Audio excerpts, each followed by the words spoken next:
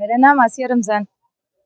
तमाम बलूचिस्तान डिस्ट्रिक्ट बलूचिस्तान की टीचर्स आई हुई थी, तो उन्होंने अपना जो एहतजाज है वो आगे ले गए। पहले प्रेस क्लब गए, वहाँ पे कोई ऐसे खबर नहीं मिली, खुशखबरी नहीं आई। फिर उसके बाद हम लोग गए रोड तक। हम लोगों ने जीपीओ चौक को ब्लॉक किया।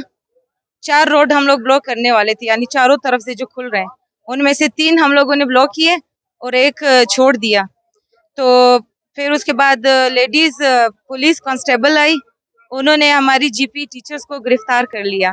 गिरफ्तारी भी हम लोगों ने अपनी खुशी से दी है कि जब तक हमें मुस्तकिल ना किया जाए, हमारे ऑर्डर ना दिए जाए, हम लोग यहाँ से नहीं जाएंगे। सर इसमें मैक्सिमम 30 होगी।